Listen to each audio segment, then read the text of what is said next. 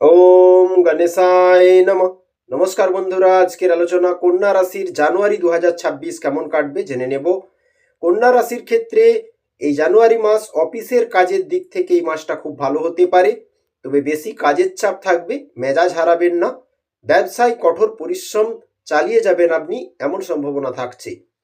ব্যবসাতে লাভের মুখও দেখবেন এই মাসে।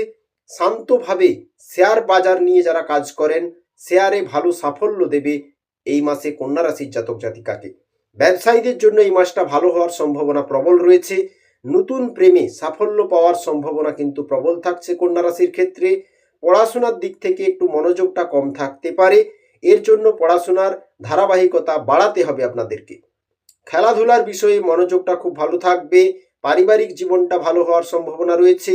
সকলে মিলে বেড়াতে যাওয়ার আলোচনা করতে পারেন। শিশুর শরীর নিয়ে একটু সাবধান থাকা দরকার। ছোট সন্তান থাকলে অবশ্যই কেয়ারফুলি হ্যান্ডেল করুন। অর্থভাগ্য 80% অনুকূল, অর্থভাগ্য খুব ভালো দেখা যাচ্ছে পুরো মাসের জন্যই। পারিবারিক দিক থেকে পরিবারের সকলের সঙ্গে কিন্তু সদ্ভাব বজায় থাকবে না, তাই পারিবারিক স্থিতিতে আপনাকে মাঝে মধ্যে খুব ফোকাস থাকতে হবে এবং বুঝে কথা বলতে হবে।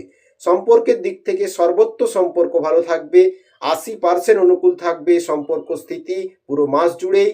পেশাগত ক্ষেত্রে একটু কষ্টটা বাড়তে পারে, পরিশ্রম বাড়বে, ভাগদৌড় থাকবে, তবেই কিন্তু সফলতা মিলবে, সহজে সফলতা মিলবে না। শুভ সংখ্যা হচ্ছে 34, 3, 4 শুভ সংখ্যা। যারা লটারি কাটেন শেষের সংখ্যা বা ফার্স্ট সংখ্যা 6 নিতে পারেন। শুভ দিক হচ্ছে দক্ষিণ দিক, শুভ রং হচ্ছে সবুজ। অবশ্যই বন্ধুরা গণপতি বাপ্পার আরাধনা করুন, বুধবার অবশ্যই গণপতির পুজো করুন। তার সাথে সাথে গণেশ মন্ত্র জপ করে প্রতিদিন ঘুম থেকে উঠুন, এতে আপনাদের কল্যাণ নিশ্চিত। ওম গণ গণপতয়ে নমো নমঃ। গৌরী নন্দন গণেশজির চরণে প্রণাম, মহাদেব নন্দন গণেশজির চরণে প্রণাম।